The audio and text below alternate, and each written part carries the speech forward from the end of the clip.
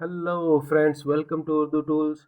उम्मीद है सारे खुश होंगे, ठीक होंगे और हमेशा खुश रहेंगे, आमीन। मेरा नाम इमरान गुल है और आज के इस ट्यूटोरियल में हम कुछ इस तरह की एनिमेशन सीखने जा रहे हैं जो कि कम्प्लीटली फ़ोटोशॉप में की गई है। तो इस ट्यूटोरियल में आप सीख पाएंगे कि फ़ोटोशॉप में कुछ इमेजेस को थोड़ा सा एडिट करके, कुछ एलिमेंट्स ऐड करके आप उनको कैसे एनिमेट कर सकते हैं और बाद में उनके किससे एक्सपोर्ट निकाल सकते हैं, वीडियो फॉर्मेट में या जिफ फॉर्मेट में।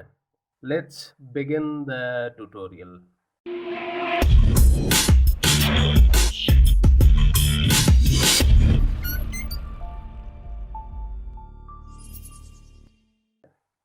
अच्छा जी, आपने देखा होगा कि मैंने इस इमेजेस में कुछ बबल्स भी ऐड किए हुए हैं। तो एक तो ये इमेज है, साथ ही मैंने ये कुछ बबल्स जो हैं वो डाउनलोड किए थे और बेसिकली ये वाला बबल डाउनलोड किया था और इसी को ही मैंने यहाँ पे थोड़ा ह्यू सैचुरेशन से चेंज करके थोड़ी सी कलर वेरिएशन दे दी थी।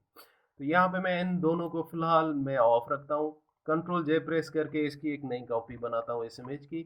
और उस नई कॉपी में आपने देखा होगा कि हमने इसके आर्म को थोड़ा सा एनिमेट किया था। तो इस तरह के इमेजेस में हमने जो चीज़ें एनिमेट करनी होंगी उनको हमें सेपरेट करना होगा। तो हमारे केस में इसका आर्म हमें अलग करना है। तो सबसे पहले हम वो काम कर लेते हैं। तो यहाँ पे मैं यहाँ से क्विक सिलेक्शन टूल लेता हूँ और इसके आर्म को ज़रा यहाँ से उसकी कुछ सिलेक्शन ले लेता हूँ। ये थोड़ी सी ज़्यादा हो गई है, मैं इसको माइनस कर देता हूँ। यहाँ से सिंपली मैं ऑल्ट प्रेस कर रहा हूँ और जो सिलेक्शन एक्स्ट्रा हो गई थी उसको मैं यहाँ से माइनस कर देता हूँ। ये माइनस हो गई है। अच्छा जी, अब अगर हम नोट करें तो यहाँ पे कुछ एक्स्ट्रा चीज़ें ऐड हो गई हैं और कुछ चीज़ें मिस हो गई हैं। तो जो मिस हो गई हैं उन पे मैं सिंपली एक दफ़ा क्लिक करके प्लस कर रहा हूँ और ऑल्ट प्रेस करके जो चीज़ें एक्स्ट्रा हैं उनको सिंपली माइनस कर रहा हूँ। यहाँ से ये कुछ चीज़ें एक्स्ट्रा ऐड हो गई हैं इसमें। तो फ़िलहाल मेरे लिए इस ट्यूटोरियल को समझाने के लिए जल्दी में इतनी सिलेक्शन काफ़ी है। और अब मैं जो नेक्स्ट स्टेप करने जा रहा हूँ, यहाँ पे राइट क्लिक करूँगा, फेदर में जाऊँगा, 1 पिक्सल की फेदरिंग करूँगा और उसके बाद मैं कंट्रोल एक्स करता हूँ तो ये यहाँ से कट हो जाएगी और simply control shift we press करूँगा तो वो वहाँ पे अब नई लेयर में पेस्ट हो जाएगी। लेकिन आपने नोट किया कि इस तरह करने से उसकी, क्योंकि हमने फेदरिंग की हुई थी, तो अब ये कुछ इस तरह के मसाइल आए हैं कि यहाँ पे ट्रांसपेरेंसी हमें नज़र आ रही है। तो इस ट्रांसपेरेंसी को कैसे रिमूव करेंगे? साथ ही दूसरा काम ये हुआ है कि यहाँ से ये आर्म तो रिमूव हो गया, ये जो ये ट्रांसपेरेंट एरिया आ गया और ये अब हमें ख़राब लगेगा। तो इसको हम कैसे हैंडल करेंगे? तो ये है असल चीज़ जो कि आप अपने इमेजेस में करेंगे। अब यहाँ पे मसला ये है कि इस इमेज को मैंने फिल करना है इन जगहों पे, लेकिन फिल इस तरह करना है कि ये सारी एरिया जो है वो मैच कर रहा हो इस हिसाब से। तो जल्दी में मैं क्या करूँगा कि सिलेक्शन टूल लेता हूँ और यहाँ से इस एरिया की ज़रा मैं सिलेक्शन ले लेता हूँ। ये सिलेक्शन लेने के बाद यहाँ पे क्लोन स्टेम टूल जो है इसको सेलेक्ट करता हूँ। थोड़ी सी साइज़ इसको मैं बढ़ा देता हूँ। ये सॉफ्ट ब्रश में है, इसकी अगर हार्डनेस देखें यहाँ से तो ज़ीरो है। और अब सैम्पलिंग लेने के लिए मैंने ऑल्ट प्रेस करना होगा। तो इसका आइकन अगर देखें आप तो वो चेंज हो चुका है। तो वो कह रहा है कि आप कहीं से भी सैंपल ले लें, वो उसकी कॉपी में कहीं भी आप जहाँ पे भी क्लिक करेंगे वहाँ पे वो कॉपी लगाना शुरू कर दूंगा। तो मैं ज़रा यहाँ से एक कॉपी लेता हूँ और वो मैं थोड़ी सी यहाँ ऐड कर देता हूँ और इसमें थोड़ी सी वेरिएशन देने के लिए मैं रेंडमली कहीं और से भी एक एक दफ़ा कॉपीज़ लेके क्लिक कर देता हूँ और फिर मैं थोड़ी सी यहाँ से सैंपल लेता हूँ, थोड़ा सा यहाँ से सैंपल लेता हूँ। क्योंकि हमने ये सिलेक्शन ली हुई है तो मुझे इस चीज़ का डर नहीं है कि इसके बाहर कोई चीज़ पेस्ट हो रही होगी या क्लोन हो रही होगी। ठीक हो गया जी। उसके बाद हमारे पास नेक्स्ट इसमें सेगमेंट आता है इस चेयर का। तो मैं अगर इस चेयर की यहाँ से सिलेक्शन ले लूँ,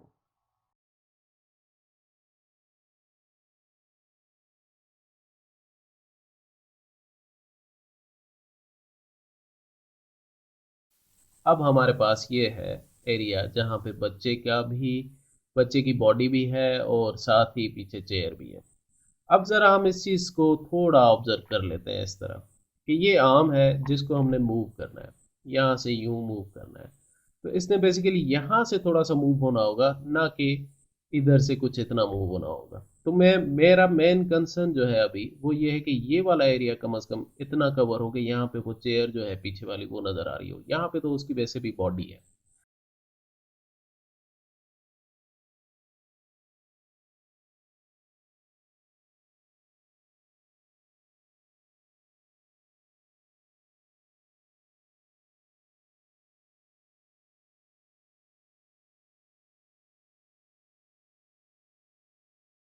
अब हमारे पास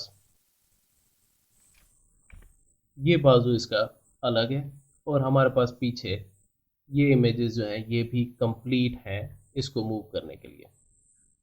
तो अब जो नेक्स्ट स्टेप है वो ये है कि मैं इस लेयर को राइट क्लिक करके कन्वर्ट टू स्मार्ट ऑब्जेक्ट करूंगा। इसको कहता हूँ कि ये नंबर 1 फ्रेम है। मैं इसको एक कॉपी लेता हूँ कंट्रोल जे करके और इसको नाम दे देता हूँ नंबर 2 का।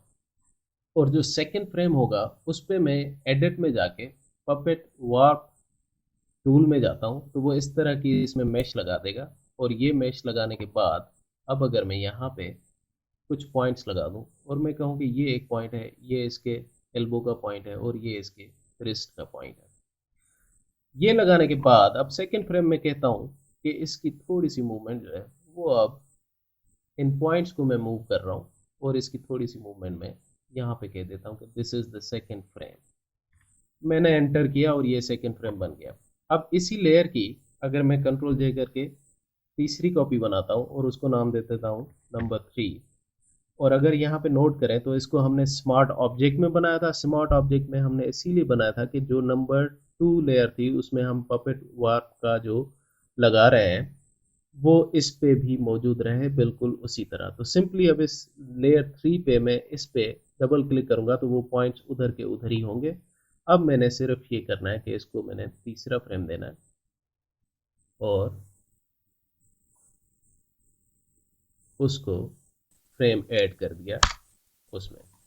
अच्छा जी, ये तीन फ्रेम्स ऐड हो गए। अब आपने उस एनिमेशन में नोट किया होगा कि ये फिर वापस आके सेम जगह पे आते हैं, फिर यूं एक लूप में इस तरह उसकी एनिमेशन चल रही है। इसका मतलब ये हुआ कि थर्ड फ्रेम के फौरन बाद उसके पहले जो सेकंड लास्ट फ्रेम था वो रिपीट हो रहा है। तो इसका मतलब ये हुआ कि ये जो सेकंड नंबर फ्रेम है इसकी मैं एक अगर कॉपी ले लूँ और इसको ले आऊँ ड्रैग करके थर्ड के ऊपर और इसको कहूँ कि ये मेरा होगा नंबर 4 फ्रेम। ठीक है जी, इनको ज़रा मैं ऑफ करता हूँ, नंबर 1 को सिर्फ ऑन रहने देता हूँ। अब सेकंड स्टेप जो था हमारा वो था बैकग्राउंड का कलर जो है वो उसमें वेरिएशन आ रही थी। उसके लिए मैं सिंपली इसकी एक अदद कॉपी लेता हूँ, उसको यहाँ से मास्क करता हूँ। मास्क करने के बाद इसको मैं ऑफ करता हूँ और इस फर्स्ट लेयर जो आर्म की है इसको भी मैं ऑफ करता हूँ। इस मास्क पे रहते हुए याद रहे कि मैं अगर इस मास्क पे क्लिक करता हूँ तो यहाँ पे एक अदद रेक्टेंगल आ जाता है जो कि ये कह रहा है कि अब आप इस मास्क पे एडिट कर रहे हो। अगर मैं यहाँ पे क्लिक करता हूँ तो अब मैं कह रहा हूँ कि इस इमेज पे एडिट कर रहा हूँ। साथ ही जैसे ही आप मास्क पे आते हो तो आप मास्क पे सिंपली ब्लैक और वाइट के साथ एडिट कर सकते हो। ब्लैक जो है वो एक्सट्रीम ब्लैक होगा तो आप चीज़ें रिमूव कर सकोगे, रेज कर सकोगे, यूँ समझ लें। और अगर आप वाइट के साथ उस पर ब्रश स्ट्रोक्स लगा रहे होंगे तो आप उसको अपीयर कर रहे होंगे वापस। मास्किंग लगाने का फ़ायदा सिर्फ ये होता है कि सिंपली वो ये कह रहा है कि आप बेसिकली इमेज को रिमूव नहीं कर रहे या इरेज नहीं कर रहे, आप उसको सिंपली मास्क कर रहे हो, उसको आप वापस ला सकते हो। अब मैं सिंपली जल्दी में ब्लैक कलर के साथ ब्रश स्ट्रोक में 100% ओपेसिटी और फ्लो के 100% ऑफ फ्लो के साथ यहाँ पे स्ट्रोक्स लगा के इस बच्चे का जो इमेज है उसको ज़रा मैं मास्क कर देता हूँ।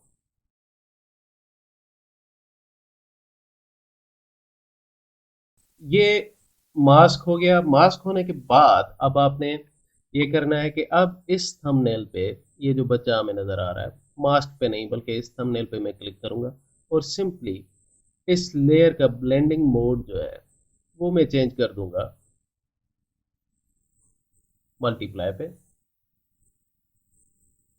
या फिर आप यहाँ पे और ज़्यादा ब्लेंडिंग मोड से आप कोई भी चूज़ करें, उस सेकेंड इमेज के साथ आप कुछ भी करना चाहें वो आपकी मर्ज़ी है। लेकिन सपोज़ हम यहाँ पे मैं ज़रा उसमें थोड़ी सी डिफरेंट वेरिएशन लाना चाह रहा हूँ, ये ठीक है। ये ही हमारे उस इमेज में इस तरह का सीन यूज़ हुआ हुआ है और वो 100% ओपेसिटी पे है। ठीक हो गया जी, ये हमारा सेकेंड स्टेप है जो कि हो गया हुआ है। पहला इमेज हमारे पास ये पड़ा हुआ है, उसके बाद उसको ओवरले वाली लेयर जो हमने दी हुई है वो कुछ इस तरह की है। अब याद रहे कि इस मास्किंग की वजह से ये जो बच्चा है इस पर कोई भी इफेक्ट नहीं हो रहा। अब इस आर्म को मैं दोबारा ऑन कर दूंगा तो यहाँ तक बच्चा और उसके आर्म की एनिमेशन और साथ ही बैकग्राउंड में जो ये इफेक्ट आ रहा था उसकी एनिमेशन हमारे लिए फिलहाल ये कंप्लीट हो चुकी है। अब बारी आती है जो बबल्स एनिमेट किए हैं हमने उनकी। तो यहाँ पे मैंने ये कुछ लेयर्स बबल्स की बनाई हुई हैं। मसलन ये बबल है तो इसका साइज हमने यूज़ किया हुआ है तो कुछ इतना। सिंपली मैंने कंट्रोल टी प्रेस किया और उसका जो स्केल है वो मैंने कम कर दिया। इसका साइज मैं बिल्कुल ही छोटा कर देता हूँ और इसी तरह मैं इसकी एक और कॉपी लेता हूँ कंट्रोल जे करके तीसरी, और इसका साइज जो है वो मैं कंपेरेटिवली थोड़ा सा बड़ा कर देता हूँ। हमने इस बबल को हमने सोचा हुआ कि हमने एनिमेट करना है यूं करके कुछ यहाँ से। मैं इसको भी ऊपर लेके जाता हूँ और इसको हमने यहाँ से एनिमेट करना है और इस बबल को हमने यहाँ से एनिमेट करना है।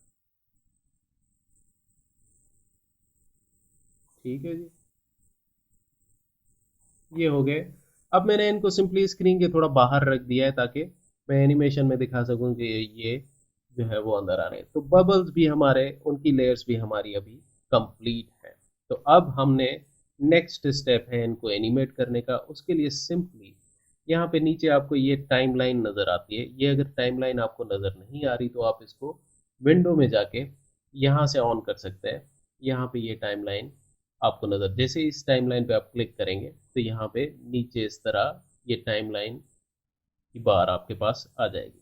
इस टाइमलाइन पे आपने सिंपली डबल क्लिक करना है तो इसने इसको ओपन कर देना है। अब यहाँ पे एनिमेशन करने के दो तरीके हैं, एक है क्रिएट वीडियो टाइमलाइन और दूसरा है, अगर मैं इस एरो पे क्लिक करूँ, क्रिएट फ्रेम एनिमेशन।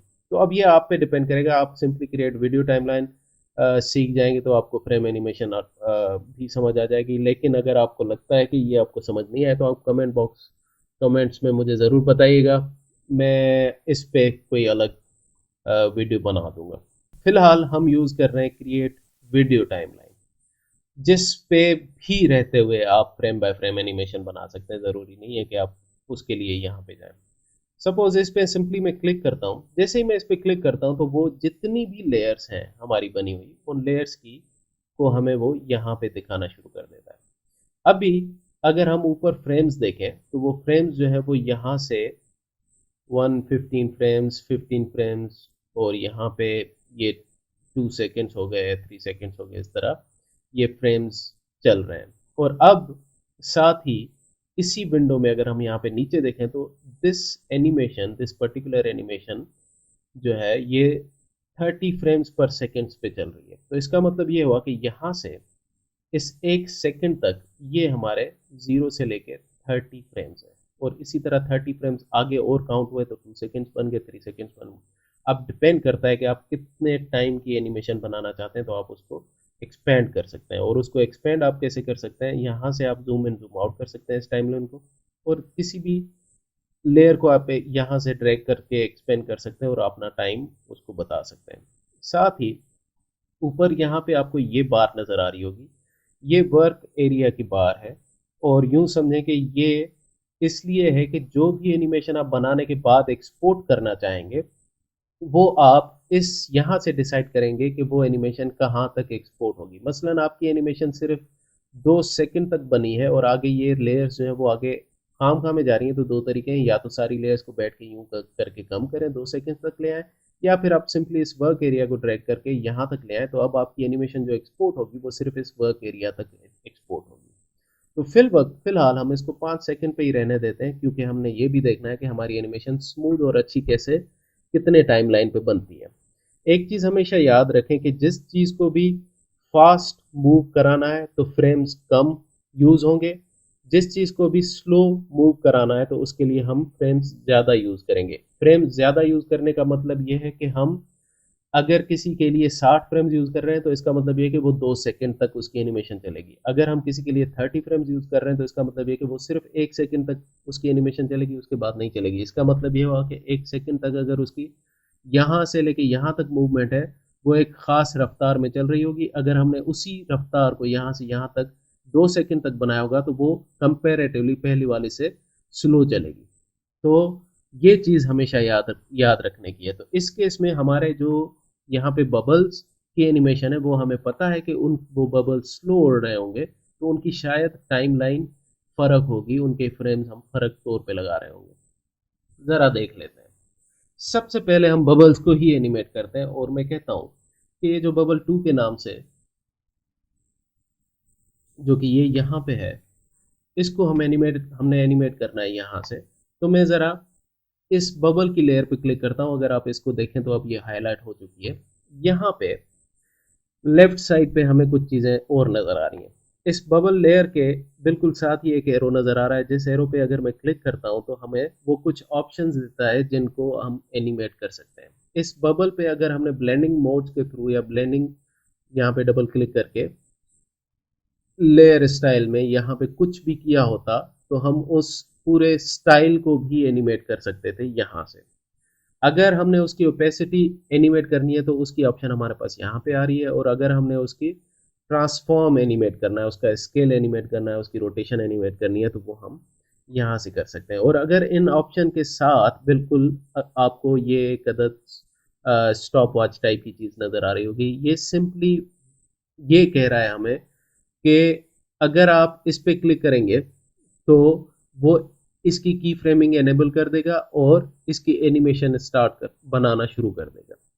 तो मैं चाहता हूं कि अब इस लेयर को मैंने मूव करना है तो इसका मतलब ये है कि उसके ट्रांसफॉर्म की एनिमेशन मैंने बनानी है। तो यहाँ पे मैं इसको क्लिक करता हूँ। जैसे मैं इस पे क्लिक करता हूँ तो वो एक अदद की फ्रेम यहाँ पे लगा देता है 0 फ्रेम पे, और वो कह रहा है कि अभी जो भी उसकी पोजीशन है, उसका स्केल है, वो मैंने जज कर लिया और उसको रिकॉर्ड कर लिया है इस की फ्रेम पे। साथ ही उसने यहाँ पे हमें लेफ्ट साइड पे एक अदद और बॉक्स दे दिया या एक अदद और चीज़ दे दी है, जो कि हमें कह रहा है कि इसको क्लिक करने से आप आगे अब और की फ्रेम ऐड कर सकते हैं। टाइम स्टॉप वॉच पे आपने क्लिक किया, उसकी एनिमेशन एनेबल कर दी आपने, उसके बाद अब आप की फ्रेम्स ऐड कर सकते हैं इसके थ्रू मसलन। और साथ ही इसको हम ये भी बता सकते हैं, मसलन मैं यहाँ से कोई 1 सेकंड तक कहता हूँ कि वो जो लेयर है वो मूव होगी यहाँ तक। ठीक है जी। अब जैसे ही मैंने इस लेयर को, आपने नोट किया होगा कि ये लेयर है सेलेक्टेड है, ये लेयर सेलेक्टेड है, उसको मैं मूव करके यहाँ पे लाया हूँ और इस टाइमलाइन को मूव करके मैंने 1 सेकंड तक रखा है। अब जैसे ही मैंने उसको मूव किया, डिफरेंट पोजीशन पे लेके आया, तो उसने ऑटोमेटिकली यहाँ पे एक अदद और की फ्रेम ऐड कर दिया है, और अब उसने ऑटोमेटिकली एनिमेशन वहां से यहाँ तक बना दी हुई है। तो अब अगर मैं इसको यहाँ से प्ले करूँ तो मैं इसकी टाइम देख सकता हूँ कि वो स्लो है, मेरे रिक्वायरमेंट के हिसाब से है कि नहीं है। तो ये मेरे ख्याल से ठीक है। और इसको अगर मैं स्लो करना चाहता हूँ तो अब मैं इन की फ्रेम को मूव कर सकता हूँ। मसलन मैं कहता हूँ कि ये 2 सेकंड तक या 1.5 सेकंड तक यहाँ तक आएगा, उसके बाद 3 सेकंड तक वो जो है वो मूव होता हुआ यूं चला जाएगा बाहर। ठीक हो गया जी। अब जरा इसको प्ले करके देखते हैं कि ये बहुत ज़्यादा स्लो तो नहीं है या बहुत ज़्यादा फास्ट तो नहीं है। ये काफ़ी टाइम है, बीच में थोड़ा सा जर्क आ रहा है, उसको हम इम्प्रूव कर सकते हैं।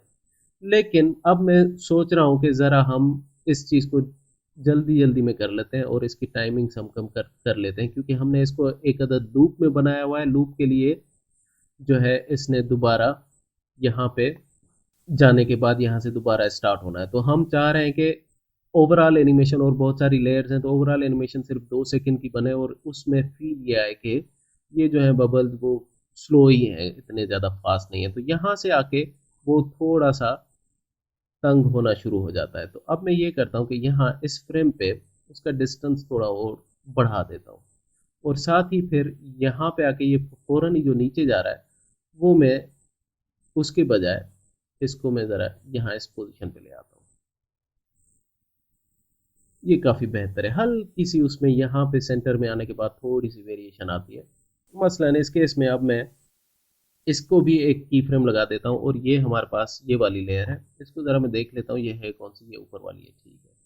अब मैं कहता हूँ कि इसको दूसरे सेकंड पे ही मैं की फ्रेम लगाता हूँ, बीच में कोई की फ्रेम नहीं लगाता, और इसको मैं कहता हूँ कि ये यूँ आएगा और यहाँ से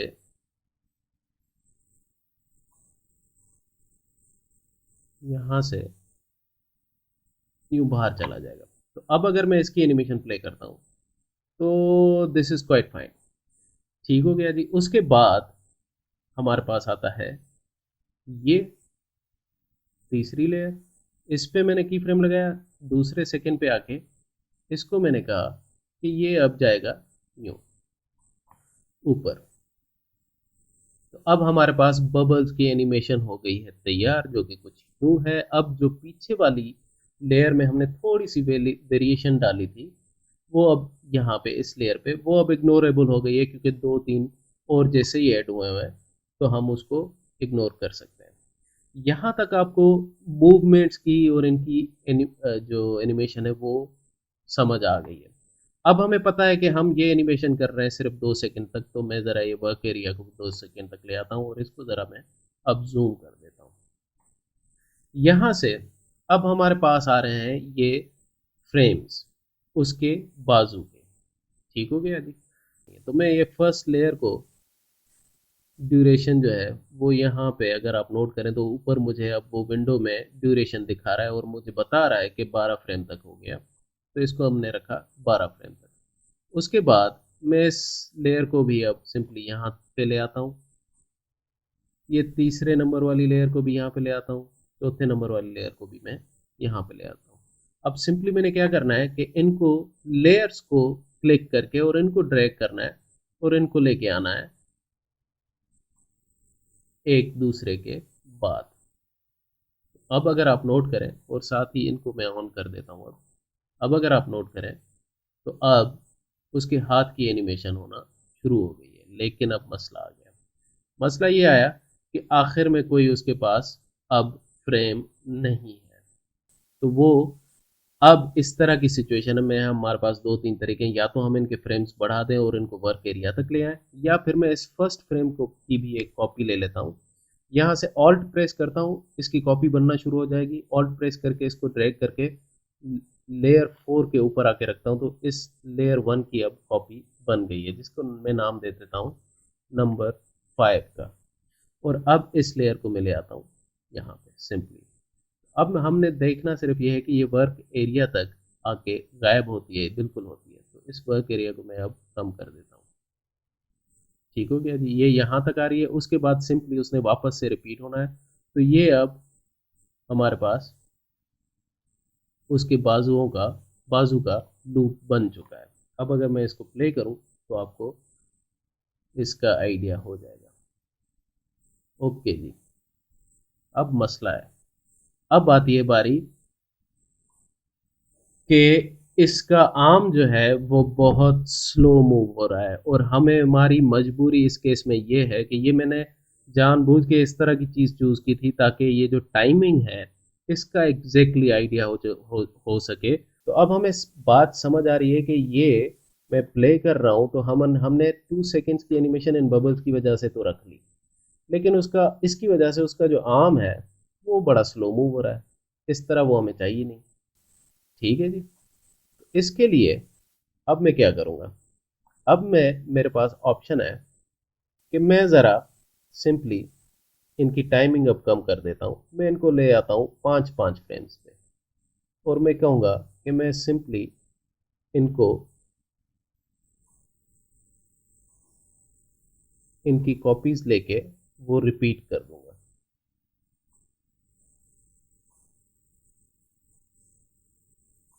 और सबसे पहले मैं ये करता हूँ कि ये 5-5 फ्रेम्स इस तरह 1 बाय 1 रखने के बाद मैं एक दफ़ा देख लेता हूँ कि कुछ बेहतर है कि नहीं है। काफ़ी बेहतर है। अब सिंपली मैंने क्या करना है कि मैं इसको ग्रुप कर देता हूँ। अब एक नई चीज़ इसमें आने लगी है, जो कि आपके काम आएगी कि ये अब हमें अलग अलग लेयर्स इस तरह दिखा रहा है। जैसे ही मैं यहाँ से शिफ्ट प्रेस करके इन सारों को सिलेक्ट करता हूँ तो और इनको कंट्रोल जी प्रेस करके एक अदद ग्रुप में रख देता हूँ, तो अब अगर आप नोट करें तो वो जितनी भी लेयर्स हैं वो इस ग्रुप में आ गई हुई हैं। और अब मेरे पास फ्रीडम ये है कि मैं इस ग्रुप की कंट्रोल जे करके कॉपी लूँगा और उस कॉपी को सिंपली मैं ड्रैग करूँगा यहाँ पे, यहाँ तक। ठीक है जी। उसके बाद अब हमें हमारे साथ मसला ये है कि इसकी अगर मैं एक और कॉपी लेता हूँ तो हमारा वर्क एरिया जो है वो यहाँ तक आ रहा है।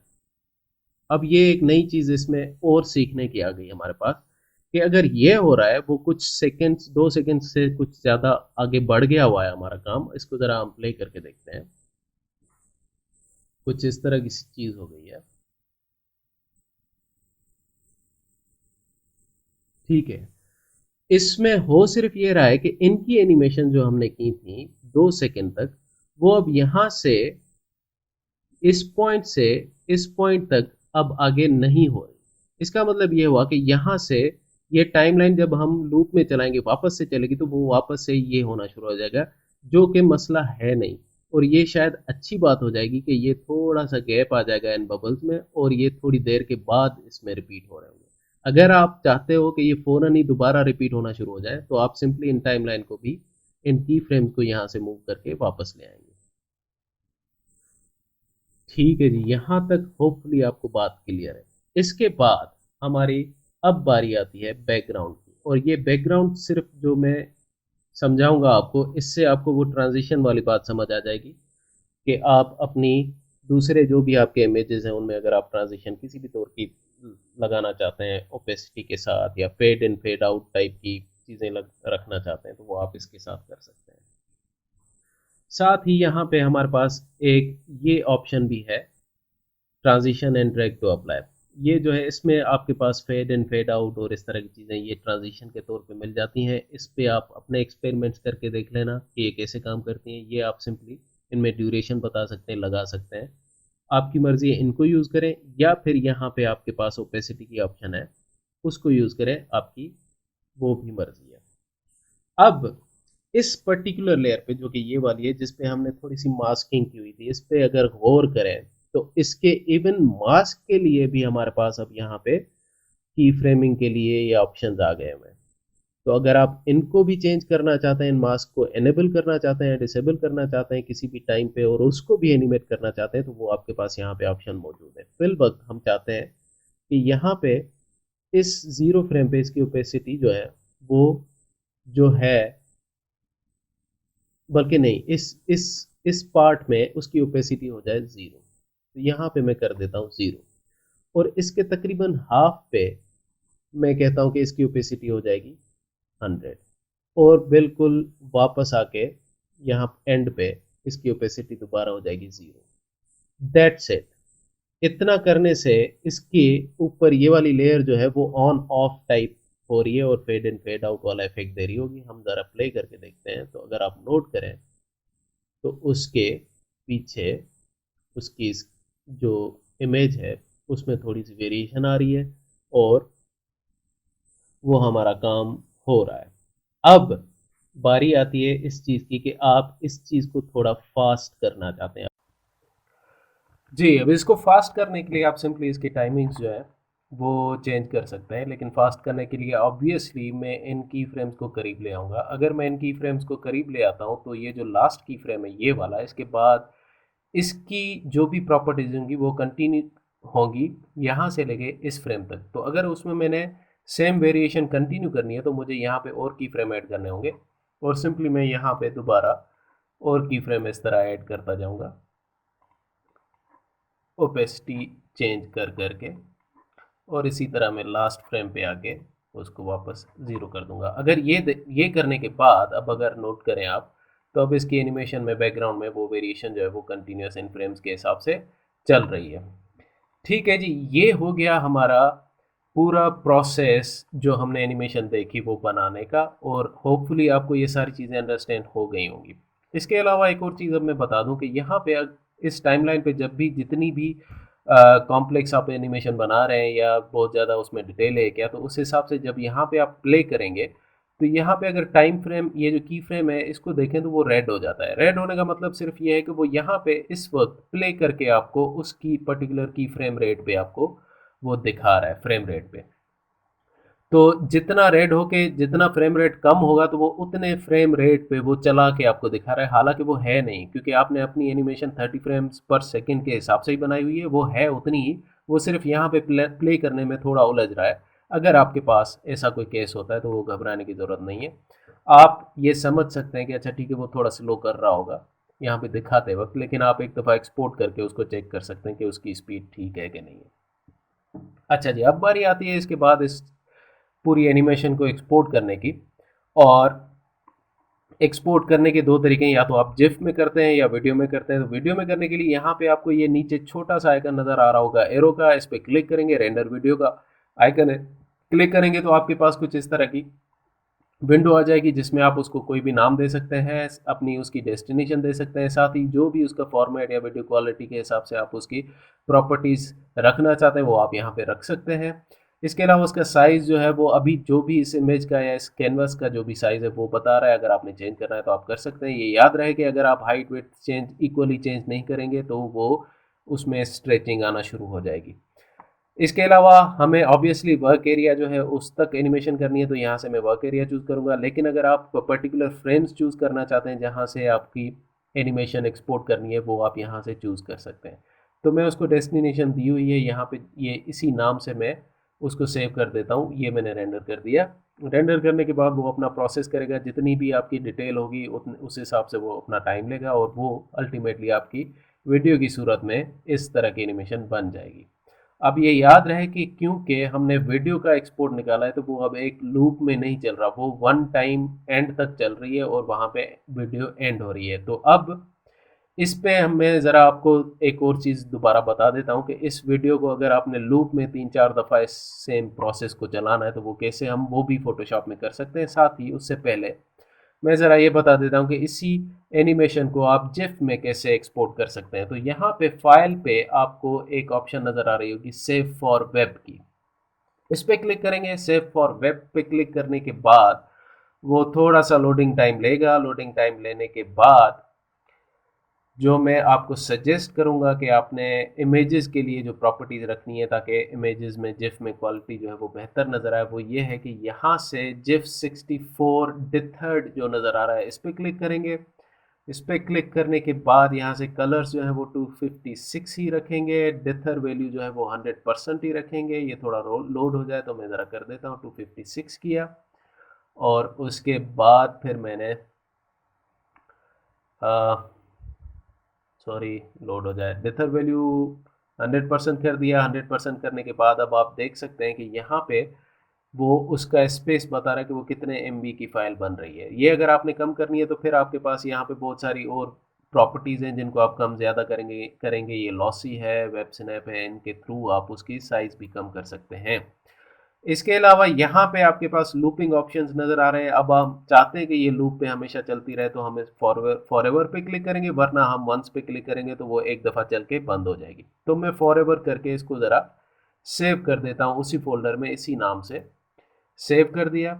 सेव करने के बाद अब अगर मैं इस जिफ को चलाऊँगा तो ये हमारे पास एक अदद फॉर एवर लूप में जिफ बन चुकी है जो इस लूप को हमेशा चलाती रहेगी।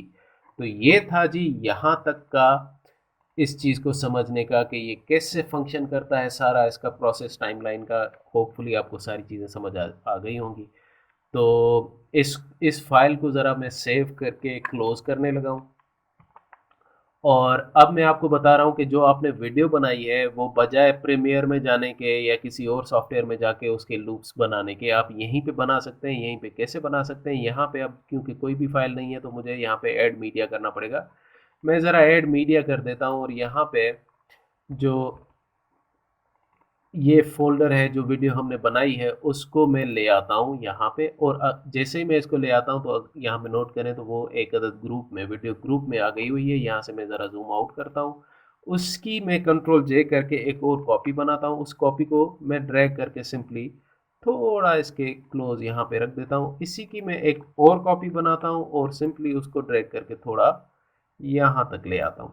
अब सिंपली क्या हुआ कि अब हमारे पास ये वीडियो के लिए हमने एक लूप बना दिया हुआ है जो कि कोई 3 दफ़ा चल रहा है। ठीक हो गया।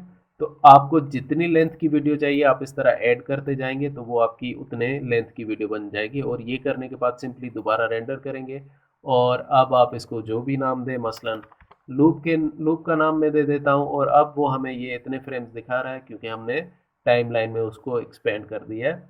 अब मैं अगर इसको रेंडर करता हूँ तो हमारे पास अब वीडियो भी एक अदद लूप में मौजूद होगी जिसमें वो कम से कम 3 दफ़ा चलेगा अभी। तो जी ये था आज का ट्यूटोरियल। होपफुली आपको सारी चीज़ें बहुत अच्छे से क्लियर हुई होंगी। मैंने पूरी कोशिश की कि आपको डिटेल में सारी चीज़ें बताई जाएँ, एक्सप्लेन की जाएँ। ये जी अब लूप में हमारी वीडियो चल रही है तो आप इस तरह लूप्स क्रिएट कर सकते हैं फ़ोटोशॉप में रहते हुए। साथ ही आखिरी चीज़ मैं सिर्फ इसके लिए ऐड करना चाहूँगा कि अगर आप इसमें ऑडियो भी ऐड करना चाहते हैं तो यहाँ पे ऑडियो ट्रैक की ऑप्शन है, यहाँ से आप ऐड ऑडियो भी कर सकते हैं। उस ऑडियो को यहाँ पे ऐड करके सिंपली उस वीडियो के साथ ऑडियो भी चला सकते हैं। That's it. होपफुली आपको बात समझ आई होगी, पसंद आई होगी और मैं उम्मीद करता हूँ कि आप मुझे सपोर्ट करेंगे, सब्सक्राइब करें क्योंकि आगे बहुत सारी चीज़ें आनी हैं, बहुत सारी चीज़ें मैंने बनानी है। मैं तो प्लीज़ सब्सक्राइब और हिट द बेल आइकन। मैं जैसे अपलोड करूँगा आपको नोटिफिकेशन आते रहेंगे। Kindly like the video if you like it और काइंडली मुझे माफ़ कीजिएगा कोई भी अगर आवाज़ के हिसाब से मसला आया हो या आपको कोई चीज़ समझ ना आई हो तो मैं इन सारी चीज़ों को इम्प्रूव करूँगा आहिस्ता आहिस्ता। साथ ही अगर आपको कोई सवाल है तो कमेंट्स में मुझे ज़रूर पूछें, मैं उनके जवाब ज़रूर दूंगा। तो जी थैंक यू वेरी मच। इंशाल्लाह मुलाकात होती है नेक्स्ट वीडियो में। अल्लाह हाफिज़।